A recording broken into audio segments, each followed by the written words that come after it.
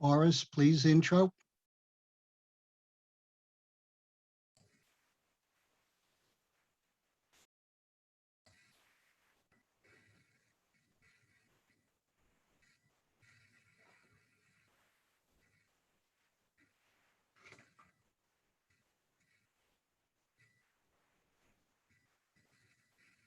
Hello, everyone. We seem to be having a little bit of technical difficulty on our SCORE introduction from Boris Krapak.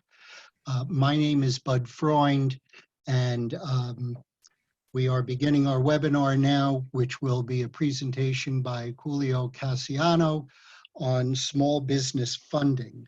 So I am going to hand the mic over to Julio now. Bud and Boris, can you hear me? Julio, you're good to go. Boris, we haven't been able to get audio from. So Julio, you're on.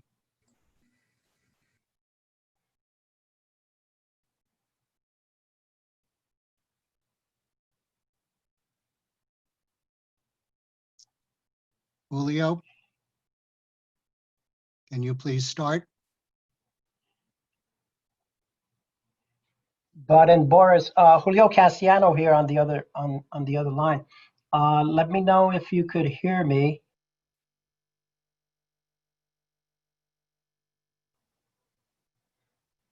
Yes, you're good, Julio. Please do your pre-sub.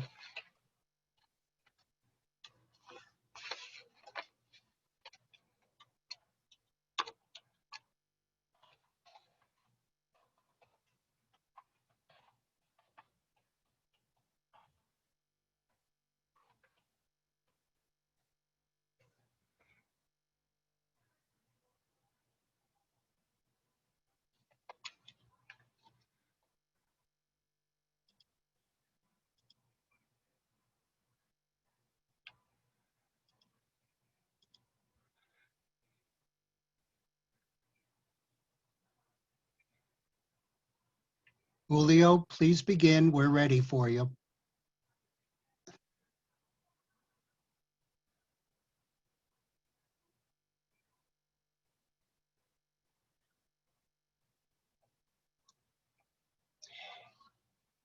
Let's see if I'm being advised to start the presentation. Hopefully everyone can hear me.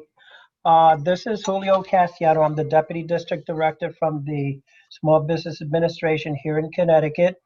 And on behalf of the staff and the SBA, specifically during these difficult times, we've put together a presentation that hopefully will provide with some information that would assist all the businesses in terms of what's out there in the time of COVID. And so during the next few minutes, we'll be highlighting things that you should be doing. And also at the end, we'll take questions. So if you could hold off until the end, we'll provide time for everyone to ask questions. I do have Bill Tierney from SBA on the line, as well as also Frank Alvarado. So hopefully we should be able to answer many of your questions. So bear with us, and we'll start the presentation now. So if I could then have the first slide.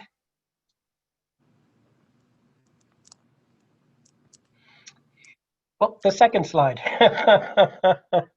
And again, what I wanted to talk to you briefly about is what is available during this precarious time that we're in. And since March, and especially here, most of you are from Connecticut, maybe some from New York and surrounding states. But back in March, the governor for the state of Connecticut, along with the president and the administrator of SBA, signed off a declaration that basically declared that Connecticut was a disaster as we know it today under the COVID.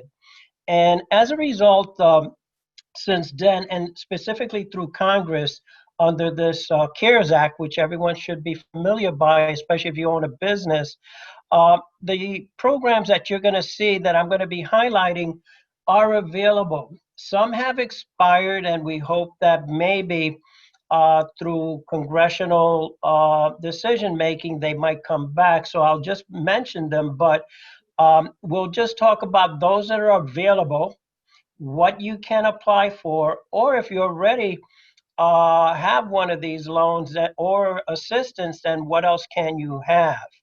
Um, Basically, the first program that everyone's been talking about is the Economic Injury Disaster Loan. We do have number two, which is the Economic Injury Disaster Loan Advance. That ended back in July, and because we ran out of money, because when Congress appropriated funding, it was limited up to a certain amount. Then we have this other program called the Express Bridge Loan. We'll talk a little bit about that. We also have the Express Loan, the SBA Express, and we'll talk a little about that. The Small Business Debt Relief. We'll talk about those programs, the Paycheck Protection Program, which is going on right now. It also ended as of August, and we should hear back from congressional leadership as to what's going to happen with that program moving forward. We also have a new program, which is called the Community Advantage Recovery Loan Program, or CARL, and then the traditional 7A and 504 loan programs. We'll touch a little bit about on all of them. If you have specific needs, or what we're hoping for is for you to follow up with SCORE or call SBA directly, where we will spend more time with you in terms of exactly what these programs are. Next slide. And again, the program everyone's been talking about in terms of disaster on the news and also through a lot of the SBA websites are the Economic Injury Disaster Loan. And just briefly, this is a program that it was not just started because of the coronavirus, but this is what the SBA does in terms of times of economic distress, usually during a hurricane, tornadoes, or fires, as we're experiencing out in California. The Economic Injury Disaster Loan's always been made available. However, because of the coronavirus, that also became part of disaster, which is unique because a virus or an illness such as this had never been declared a disaster. But back in March, it was. And so SBA immediately launched the Economic Injury Disaster Loan, which is basically for operating expenses. It's to try to keep your company whole, to make it viable during the time of the economic distress. And usually what it is up to 6 months of working capital. And working capital is defined by your financial resources, how big your business is, your cash, your income. That information is provided to SBA, and then SBA determines what 6 months of working capital might be for your particular business. What happens is that if you get approved, you would then be given a 30-year loan. That loan is capped at 3.75% for these are for regular businesses, and 2.75% for non-for-profits. Now, right now, the maximum under this loan is $150,000. However, and the only however is because so many businesses applied for the Economic Injury Disaster Loan, the administration had to make a decision in lowering the maximum. The maximum under regular disaster times like hurricanes and tornadoes could be up to $2 million, but because of the number of businesses that have applied, the maximum has been brought down to $150,000. Now, the first 10 months of this program is interest-free, as it indicates in there. On the bottom, it kind of tells you how many loans have been done. Over 3.5 million loans have been processed under the Economic Injury Disaster, totaling over 184 billion. In Connecticut alone, 33,000 businesses have applied for almost $2 billion of resources provided back to small businesses in Connecticut. Next slide.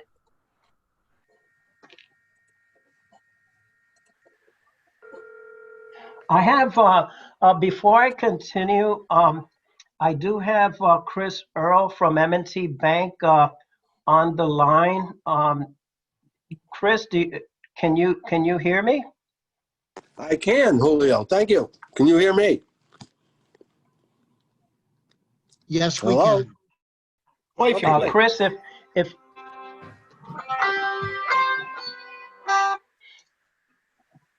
Chris Earl is on the line. He's one of the sponsors of the program here today. I don't know if Chris can pick up on the webinar, and I'll just hold off for a minute while Chris he has audio. jumps in. Chris Yeah, has audio, Julio. I've got audio and I'm watching your program, Julio. I would just like to welcome everybody and say that it's a pleasure for M&T Bank to work with the Fairfield SCORE chapter on the presentation of this program. We've been sponsoring SCORE seminars for the last 5 or 6 years now, and it's a pleasure to keep doing that. And you're all in very good hands with Julio. And we were pleased to offer many Connecticut businesses PPP loans and are very active in the SBA 7A program here in Connecticut, as well as the 504 program. So if any of you folks listening need any assistance after the program, feel free to call me. And if you check through the SCORE chapter, you can get my contact information. Thanks, Julio. Hello, for your time, everyone, well done. and welcome to SCORE.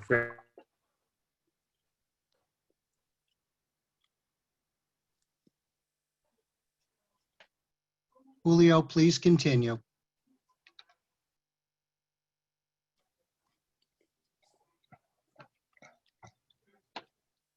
Let me continue. I don't know if we have some technical difficulties. I'm trying to, because we're not all in the same location. As you know, when we do these webinars using this type of technology, it's not the easiest in the world to get it right.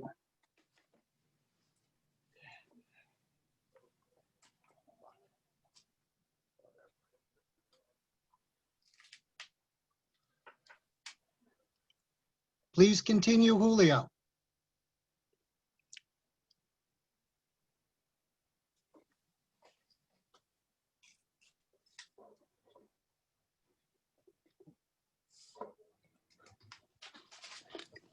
Julio, go ahead, continue.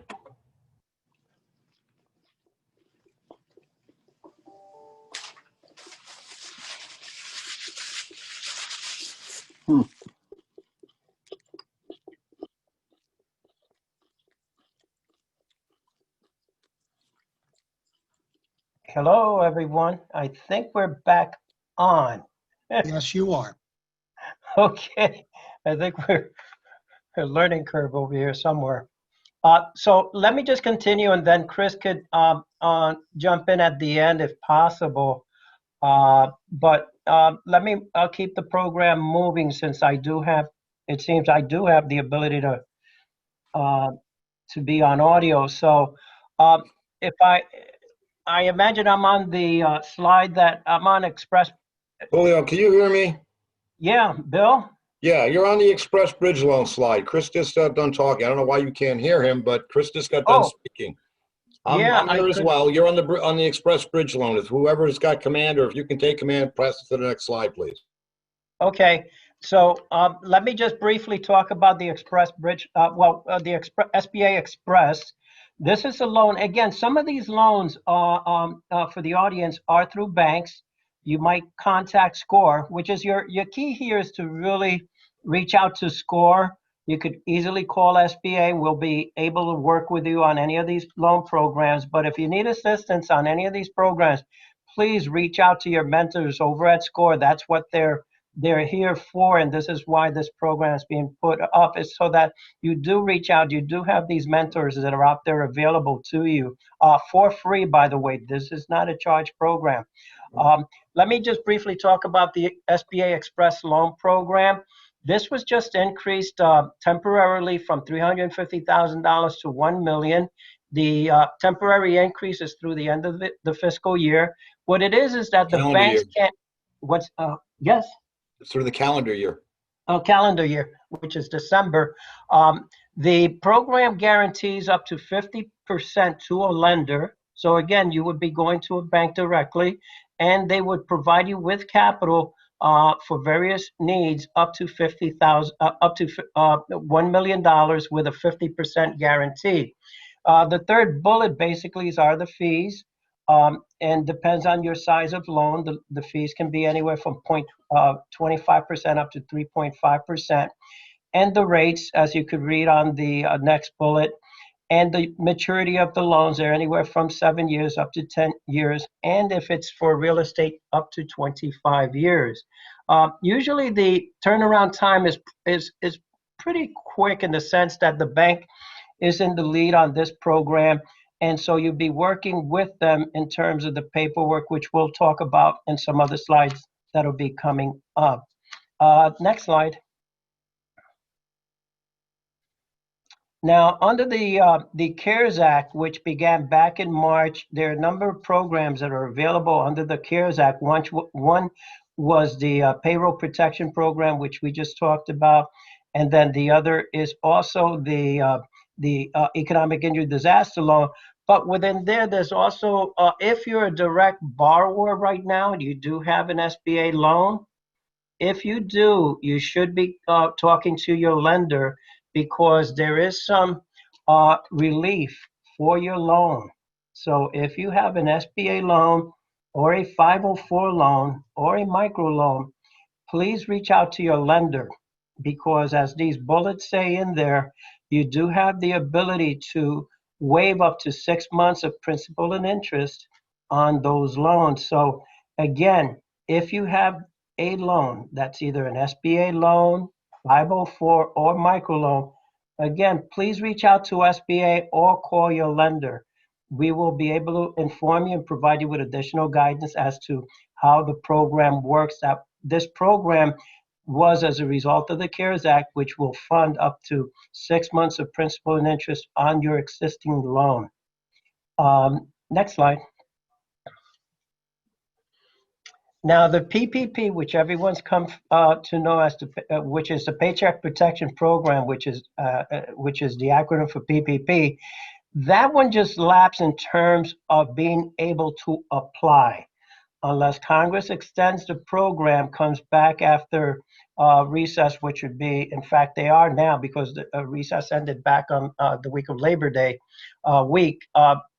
This is one of the key things that they're working on as to whether they're going to extend the Paycheck Protection Program. But as it stands now, the program lapsed back on August 8th. However, if you're in the program, you do have to abide by certain rules that are in the program, because now begins the time of forgiveness, especially if your use of proceeds, whatever your need was when you applied for the Paycheck Protection Program, if you've already exhausted the money, then you're at that point where you're looking for forgiveness under the program. Then we'll talk about that a little bit later. But under the Paycheck Protection, if you were a 501c3, a veterans organization, tribal, sole proprietor, self-employed, independent contractors, or with less than 500 employees, you did qualify for the program. There are some caveats under the you qualify. For instance, you have to be profitable. If you had a loss under this program, you might not qualify. But if you were making, and the numbers that they were looking at were last year. This is not, they were looking through what your business made up through the fiscal year end of 2019. So whatever your information would have been provided to the lender or whoever you applied under the program, you would have been able to have received up to 8.5 weeks of money. Next slide. Now, the Paycheck Protection Program, and again, I just only want to highlight, because if we're all already receiving this money, this is probably information you should have known already. The maximum loan amount was $10 million, which basically translated to 2.5 times whatever your 2.5 months of payroll costs would have been provided to you through a approved lender, generally all the banks in Connecticut and some of these fintechs, and the amount was a maximum of $100,000 per employee.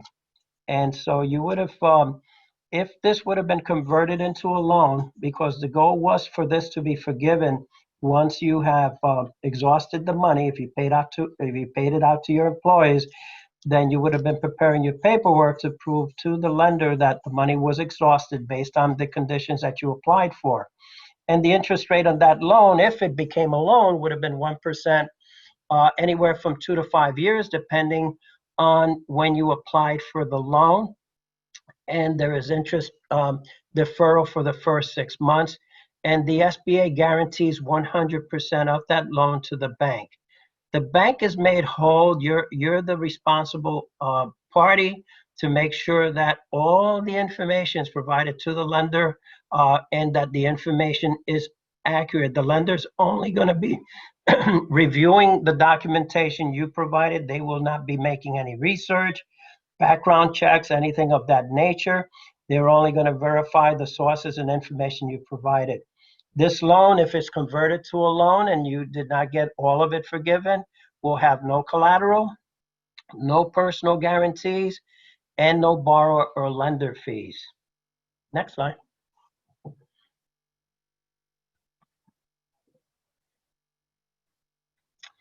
And just to go over briefly, because again, this is information you should be aware of by now. The loan or what you borrowed is up to 60% was for payroll costs and 40% would have been for non-payroll costs at the time that you applied for the loan.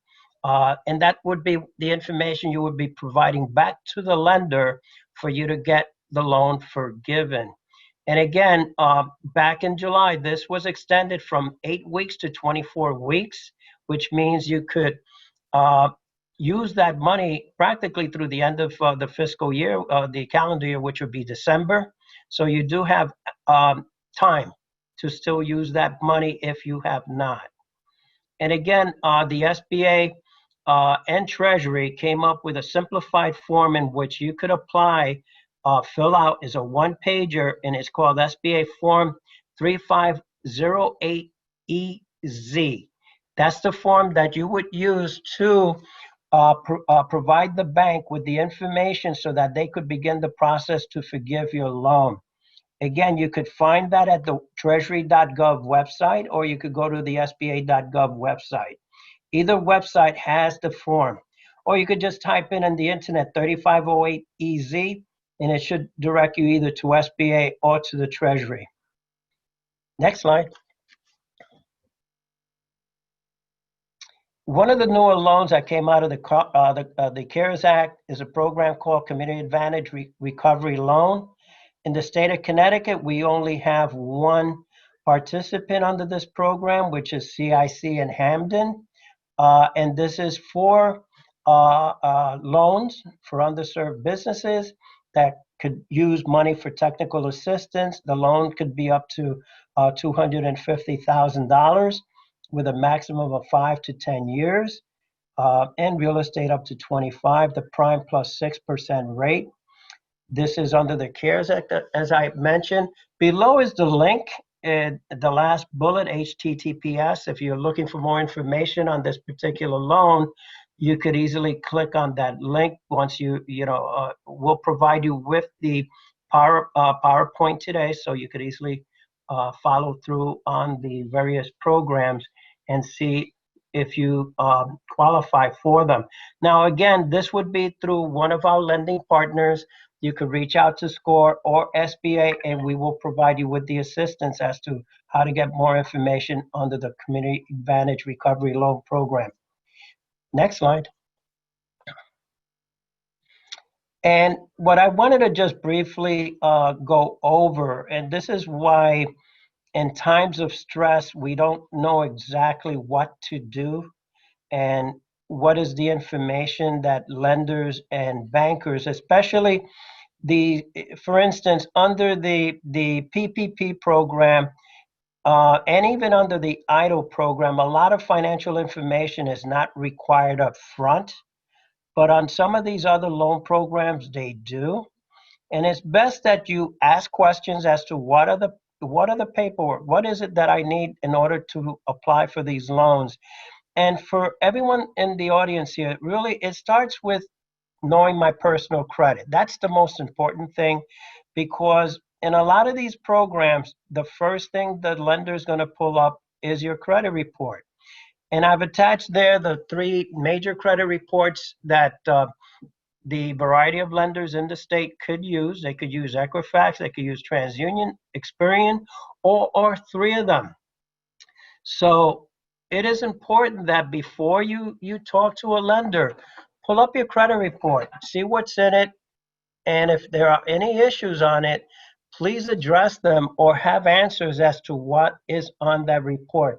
That is very important. It's not that the lender is going to deny you, but the lender wants no surprises. They want to know if there is a problem in your credit, that you know about it and what you did about it. And so the idea is to be in front of the problem, not to wait until someone tells you you have a problem. So please address them. And the first thing you're going to do is pull up a credit report on one of those 3 companies. Usually there are 3 loans that I would say the majority of borrowers want either a line of credit, a term loan, or a mortgage. Any of these 3 will probably require a credit report. So be aware, be prepared, and just pull it up. Sometimes these companies could provide that to you for free. And again, one of the things that you need to know as a business, you need to know your own business. You need to know what your business is like. Who are your suppliers? Who are your vendors? Your pricing, because your lender is going to ask these questions, and the better you're prepared for answering them, the more confident they feel about you. Because if you don't know this information and you have to relay that back to them a couple of days later, that's not a good sound, feeling that you know exactly your business. So again, before you meet your lender, kind of be prepared for those questions about your business. So somehow do a little research about your own business or the business that you're buying, if that's what you're planning to do. Know your competitors. That's important. You should know. And so those questions will pop up. Explain your projections with facts. Know your business. Know why your business is growing. Why will it grow? Where you anticipate the growing parts of your business from. Will it be demographic? Is it a particular party of, if you're selling to a particular niche industry, why is your business going to benefit from that? Also, that could be the downside. You might know that you won't, the bank wants to know both sides of the coin, not only that things are going to go up, but hey, what could happen if X, Y, and Z come in and play in your backyard? How will that affect your business? So be prepared to answer the good and the bad, because the lender wants to know, what happens if a competitor opens up across the street from you. And again, know that they're going to be asking for copies of your management. So if it's just yourself, then, a little information about yourself is important. But if you have 2 or 3 people that are key in your business, then please have some kind of a brief resume about them so that the lender can be confident and self-assured that, you know what you're doing and you have good people that you've hired or will be hiring. And a succession plan, again, this is the newest thing that's happened in the last couple of years. Banks or lenders want to know what happens if something was to happen to the key person in the business. And that could be, well, I got people that are in place that will step in. Those are the things that the lender might ask, depending on the size of the loan. If it's a small loan, those are the things that are not going to be very critical. But if it's a sizable loan that you're asking, lenders are going to ask, what happens if X, Y, and Z in the business leaves, or if one of the key people pass on. Next slide. Julio? Yes. Which brings to mind another caveat lenders would start looking at if there is no management and you are it. Oftentimes, lenders are risk adverse, and they will require life insurance on that individual if they are able to obtain said life insurance. to cover the loan. Right. Yeah, Bill, that's one of the things with SBA. Now, you'll see it in one of the upcoming slides, what you should have once you start looking for a loan. I just wanted to touch upon briefly the 5 Cs. I don't want to go into it, but the 5 Cs still apply, whether it was 25 years ago, 50 years ago, yesterday, it still applies. Lenders look at character, capacity, capital, and if you see the next slide, the other 2 Cs. So again, conditions and collateral. This is your marketing plan. This is your reason for success are in those 5 Cs. If it has to be credit, well, credit is in one of the 5 Cs. If it's management, that's one of the 5 Cs. Collateral, what am I going to give the lender for the loan? The lender's going to look at, what are you providing us as security? So be aware that these are things that the lender is asking. Doesn't mean that they turn you down. These are questions that they need answered, whether they're simple or not. They're going to ask it sooner or later. And so just be prepared that the 5 Cs are still there, and they are as important today as it was 10 years ago. Next slide.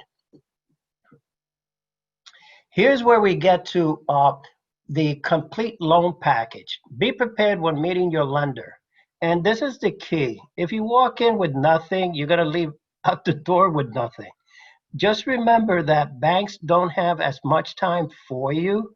They'll provide as much time as they can, as long as you have information for them. But if you have very little information, it's difficult to really focus on someone who's walking in and he's just a tire kicker looking for answers to something.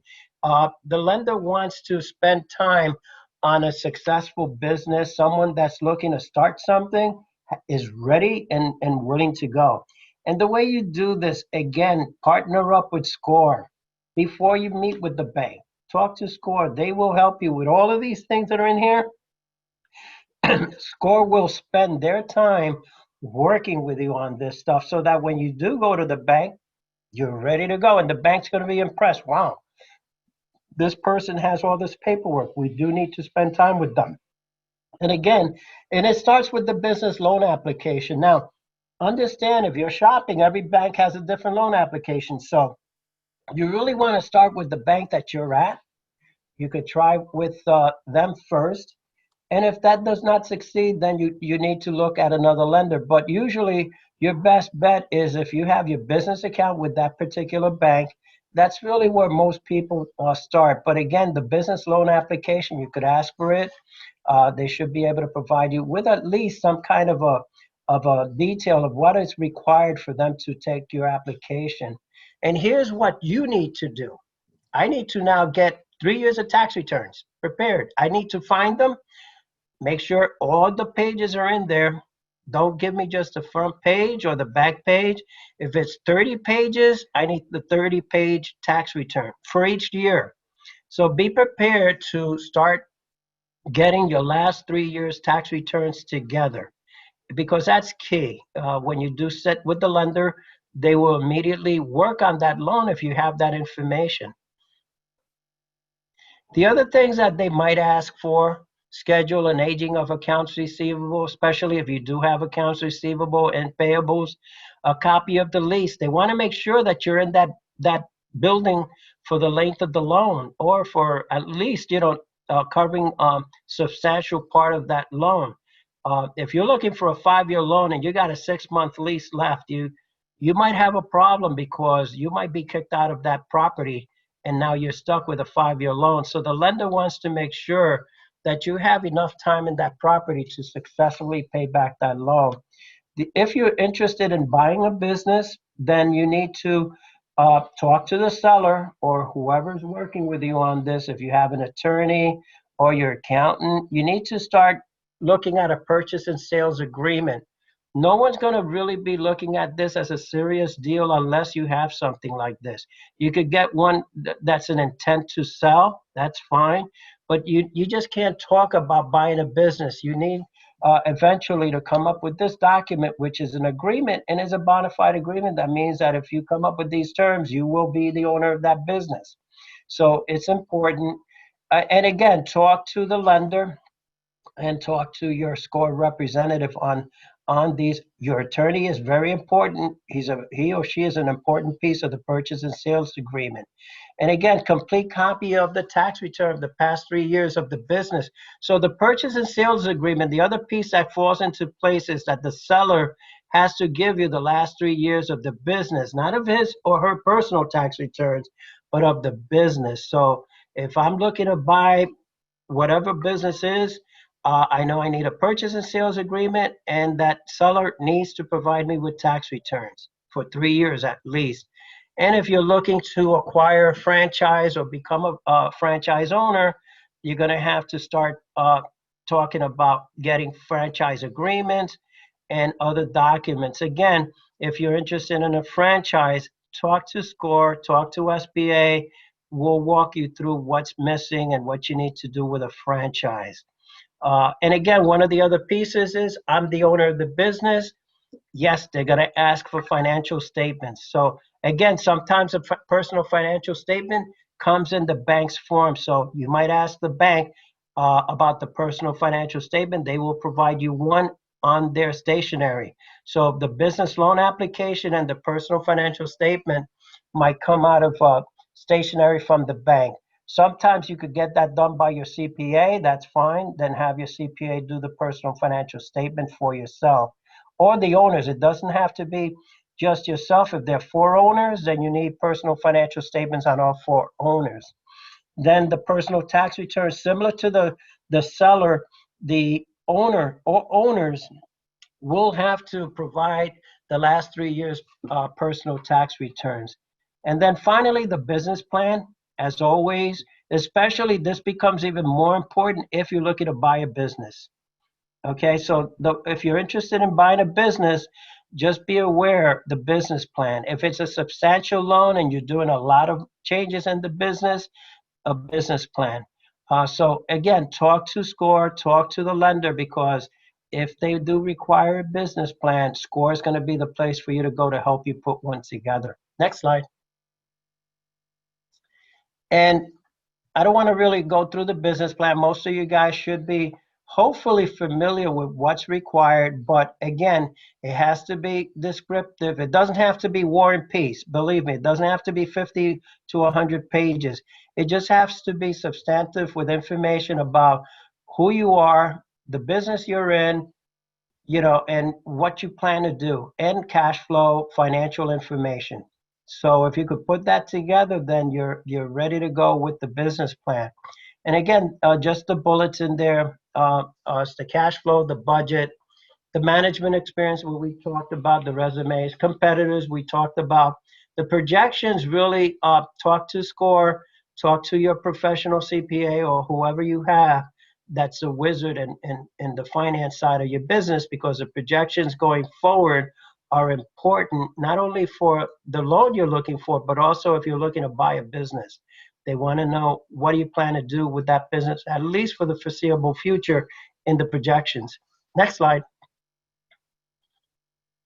Here's another piece that kind of befuddles us because as lenders, in SBA, these are the things that we do require.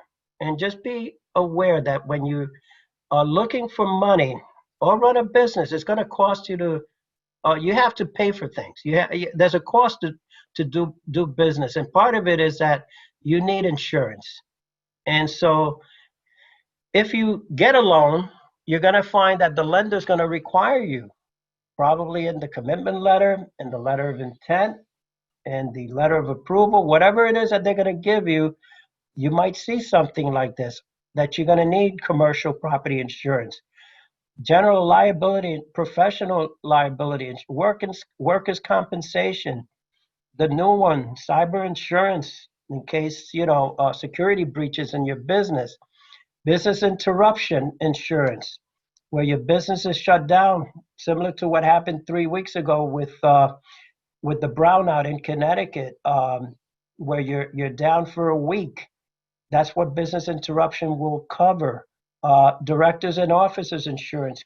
Not that they would ask for that, but you never know. And then Keyman, which is what Bill referred to, is insurance on the life of the person that's key to run that business. What happens if that person was to um, move on? Well, the life insurance would step in and pay those debts so that whoever's running the business can now do things without worrying about the responsibility of the key person that was in the company. The other documents, and again, we briefly touched on it, copy of lease, invoices of items. So if you're buying equipment or anything that you're buying, get those invoices. Just call the company, say, I need an invoice on this equipment, and they will be more than glad to send it to you, because that's really what the lender wants to know, the value of the equipment you're buying. And you start off with the invoice. A list of equipment and furniture value, that might be down the road, especially if that's the collateral. The lender might ask for a whole list of the equipment you have. We talked about the accounts receivable. If you're on QuickBooks or any software, you could print this pretty rapidly, because if you keep your business up to date in QuickBooks, it's a matter of hitting a button and there comes your accounts receivable aging report. So again, if you're up to date with your accounting system, receivables and payables is a matter of hitting a button and getting it printed and included it in your loan application. And then the purchase and sales agreement, we talked about it, very important. Talk to your attorney, talk to SCORE, talk to whoever to make sure that, and talk to people before you sign it, because you're committing to whatever it is you're signing in there. So make sure you got supporters and people that know before you sign that. And finally, the other bullet is any document the lender requests. That's the key. They might ask for things that are not even covered in here. So just be aware of that. Next slide. And here, we talked about it briefly a few minutes ago about relationships with a bank. This is where you start. Sometimes you first go to them. Why? Because they have all your experience at that bank, and sometimes that helps in terms of the processing and the application, where you've been with them 2 years, 3 years, 5 years. So day-to-day information, lending needs, payroll, they provide all of this. The more services they have with you, the better it is for them to work with you on a loan. And then legal, here's where, you do need advice. If you have an attorney, friends, family, SCORE, whoever can provide you with that. The structure of the business. One of the things we're finding during the time of COVID here is that a lot of the businesses that are applying for a lot of these loans that are out there are simple mom and pop businesses that are not recorded anywhere. In other words, it's a proprietorship with no filings anywhere. And usually what happens is with SBA, we just want to know that the business exists. And guess what? When you're a mom and pop, a proprietor, you're not required to file with the state, the city. And so the only thing you have is your tax returns. So usually, if you can, try to structure it so that you do have filings with the state, such as an LLC, limited liability company, corporation, anything that could make it easy for these lenders to really pull up information knowing that you're for real. The succession planning, we talked about it, estate planning, and operating agreements, the authority, to do anything. So just realize that these are the things that a lender, or, just for your self-gratification, you might need, succession planning, estate planning. If you plan down the road to sell your business, is where you start thinking about what are your options. Next slide. And again, I'm jumping through a lot of this because we're talking about it as I move the slides. Accounting advisors are very important to you. Commingling with business and personal expenses. This is where the reason this bullet is in there, please try not to mingle your business and personal together, especially use your business as your personal. Separate them, because in time of financial stress, you want to separate your business from your personal life so that the lender could actually know what your business is doing. So again, please don't use your business as your personal checking account separated. And we see that a lot. People, and it's just that, for whatever reason, it's easier, but a business is a business, and a personal life is a personal life. So try to keep them separate. Have a business checking account and have a personal checking account, but try not to use both of them as one. Then you have accounting software that you would need. Talk to SCORE. There's training for QuickBooks specifically if you need that. And be aware, you do need to submit annual and quarterly tax updates to the state and federal. Try to keep those current, because at the time that you're applying, they do the background, and you hate to be on the no-no list with the state or the feds. Make sure that your taxes are up to date. And so tax expense planning, that's really to make sure that, whatever you owe this year or next year, if you're planning to grow, where that money's there to pay. You hate to go out and borrow money and you already owe the federal government money. You need to explain that to the lender. So just be aware that tax planning and paying taxes when they're due would benefit you and the lender. And again, the industry advisors, as I said, SCORE is your primary. If you really need assistance to work through any of your issues, applying for loans, looking for advice, SCORE is your organization that could help you. Your board of directors, if you do have that, they're also your piece of information. And then you doing your research in marketing and technology, making sure you have what technology could improve your business. That's important, because technology is changing daily. So just be aware. And finally, managing your family support. Your family is there for your support and your needs. So just be aware that running a business sometimes includes a family. So find the time to include them and also take care of your health that way, because you do not want to be stressed out, especially during the time of COVID. Next slide.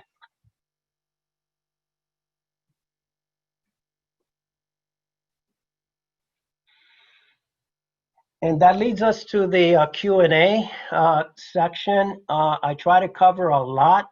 There's a lot of information from those loan programs that are out there, through the federal government, through understanding what lenders are going to look for if you're going to go out and meet with them on a loan, to now maybe providing you with any answers to any of the questions you have. I do have Bill Tierney, as I said, on the line.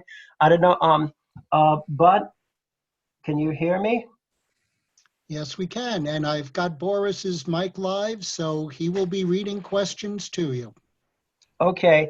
Do you want to chime in and say anything, or do you want to go right into the Q&As? Boris? No. We do have a live mic, but we're not seeing anything. All right, Julio, we've had some questions on the chat, and I've been trying to go do some highlighting for them, so we might want to kind of breeze through some of them again, so everybody can have the benefit of the answers. If you want, I'll run through them quickly. Bill, would you please? That'd be great. Okay. When applying for business loans, I'm told that often we'll cap out at the amount of monthly revenue. I'm trying to expand my business, and I will need additional revenue to hire staff and expand. How can I manage this with a loan? My response to the individual was that hello, I need to provide the lender with projections and supporting documentation. I'm sorry? Keep going, Bill. How I responded was that they would need to provide the lender with supporting documentation and projections, such as contracts, letters of intent from interested customers, market research, industry comparisons. There's all kinds of information available, but your projections should be based on reasonable assumptions that are attainable with an explanation on how you're going to go about doing this. That's the problem. You've got to have your speakers on, because you keep jumping in on them. Okay, I'm getting background noise too now. So that's my encapsulated response. Julio, do you want to expand on that at all? Yeah, all banks want to really help you and expand and grow your business. It's mutual, and they want to help you. And so you need to talk to them, see what they need. That's the key. And then if you already have an existing loan, you already have a track record with them. It's just a matter of just talking to them and telling them, I need a line of credit, I need it increased, or I need a term loan. What do I need? and they're happy to oblige because that's what they're in business for. And so they want you to ask them for more money. And so they don't want you to just walk out and go to another lender. So again, talk to your main lender for that. Okay, Julio, the next question is, what is considered an underserved market? Those are LMI, low to moderate income communities. Usually your urban centers are your target when it comes to, or rural communities where the income levels don't meet federal guidelines. And so there's additional assistance provided by the federal government for those markets to try to bring in and create jobs, especially where unemployment is high. Sometimes unemployment is much higher in the inner city and in the rural communities. And so the target is to try to create jobs or bring back a business into those markets. And so to stimulate it, the government comes up with these type of programs. And minority small businesses are also considered an underserved market, are they not, Julio? Yes, woman-owned is considered underserved. Minority businesses, Latino, Black, Asian, they're considered underserved. So again, there's a whole list. And just by having your business maybe located in the inner city. Just remember that we don't, SBA provides lending to everybody in terms of the assistance. Just sometimes there are specific programs that are available. Okay, the next question is, with the exception of the EIDL and PPP, do you have any funding sources that you would recommend to a new business which has been less in operation for less than a year, whose owners have excellent credit, strong PFSs, but it's difficult to secure funding through a bank with the SBA as a startup because as a startup, banks LLC clients have fully utilized their lines of credit and are not able to pay them back. So the banks are no longer offering products as they once were, and our annual sales do not allow us to qualify for the amount we need through the SBA, typically 10%, correct. If you're a new business, you are correct. We do provide a 10% capital injection. I'm going to ask Julio to chime in, but Mr. Earl, if he's still on the line, I'm sure he could add some commentary to this question as well. And I'm back quiet.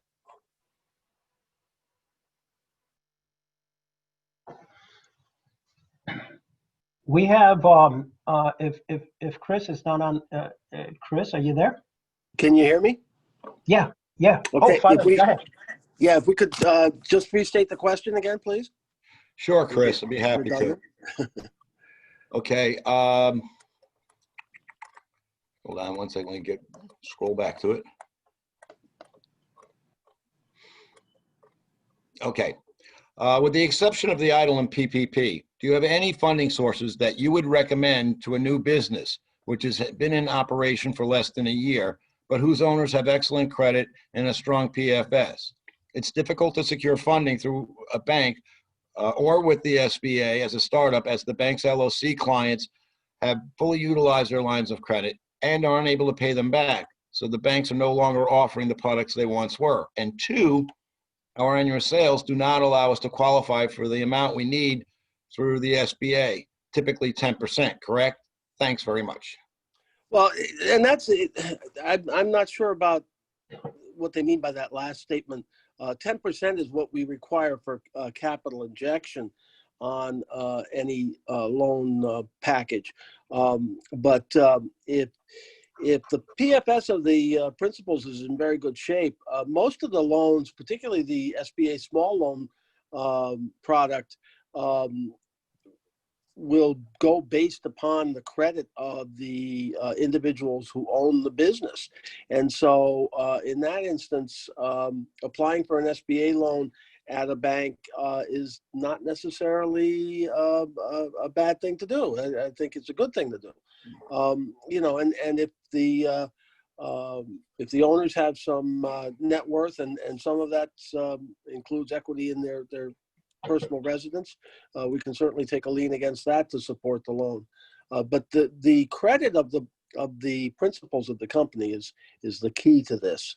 And if their credit is good and their personal financial statement is good, most bankers will talk to them. Okay, thanks, Chris. Julio, do you have anything to add? Yeah, the vast majority of borrowers that come in through our program are startups. And as Chris had indicated, collateral projections are important because that's going to show that you have that turnaround mentality in that business. So the business plan, these are the things that you're going to need.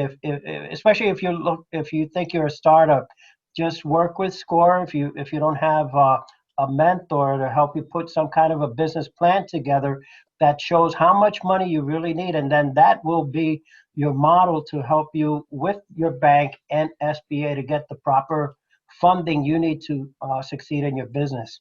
Yeah, and if I could also chime in, Bill, on there are some other outfits out there. You mentioned one of them, Julio, was CIC, and they've got the some of the smaller loan programs, but also the Community Economic Development Fund in Meriden, which covers the entire state, provides an awful lot of assistance and financing that sometimes doesn't fit for the SBA. And so it's kind of a bridge to SBA and or conventional financing. And that's a good comment, Chris. That's a good point. CEDF has a holistic approach. So when looking at your overall picture, if you have a deficiency in something, let's say you're not handling your personal cash as well, they're going to offer you a course to get involved with that's going to help you manage your personal credit, to enhance that. By doing that, you're enhancing the ability to repay back your loan, and oftentimes they can reduce the interest rate on your loan to compensate for the additional effort you're putting forth, because their idea is they want to get paid back and to help you help them. Right. There's my plug for CEDF. Mine too. CIC also is a SBA 7A lender, and they can make loans up to $250,000 under the regular 7A program, and they are for minority and underserved markets. So that's a specifically niche 7A loan program, and it follows the rest of the guidelines under the regular 7A loan program with the fees and everything else involved, but they're specific to the underserved markets. There's one more question here. An individual received an EIDL from the SBA, and they were wondering if you can receive more than one EIDL loan. My response was, yes, you can receive what we had called an EIDL advance loan, which a portion of which can be or could be forgiven. And then there's the regular EIDL loan for lost wages and non-cash items. So yeah, you could possibly have two EIDL loans. And her follow-up question, or somebody's follow-up question after that said, I received an EIDL loan which lasted 6 months through the end of September. And now that 6 months have passed, what are my best options? Well, Bill, on the EIDL loan, if they were approved based on just the original application, which only asked for sales and number of employees, and SBA used that to determine the amount. If they believe that the business generated much more revenue and needed more money, they could go through reconsideration. You would need to submit your tax return and to show that your business is much bigger than the information you provided the SBA, and then SBA can look at that and determine if they. Now the maximum is only $150,000. I don't know how much the person received, but the maximum under the program right now is $150,000. So if you receive, say, $75,000, and you believe that you can tap out at the $150,000, then you need to demonstrate by providing tax returns and information such as that through reconsideration.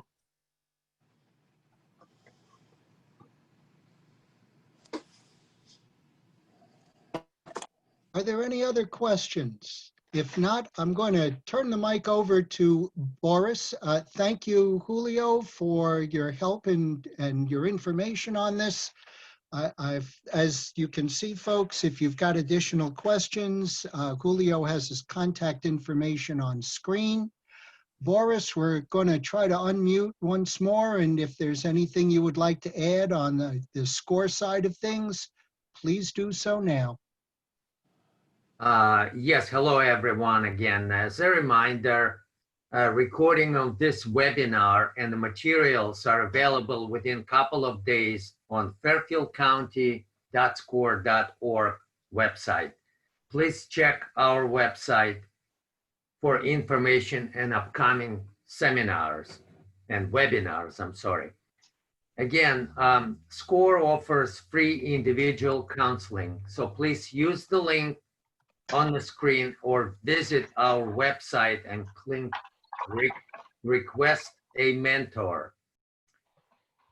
We are available for sessions via phone, email, or video.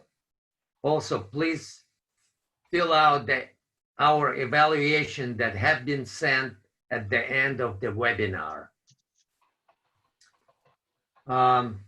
There was one, I'm just looking at the screen. There is one more question and answer request. And what I'll do is, if that person, Sanji Phillips, if she can send the email to Julio directly with the to his email, julio.casiano@sba.gov, so he can answer your question.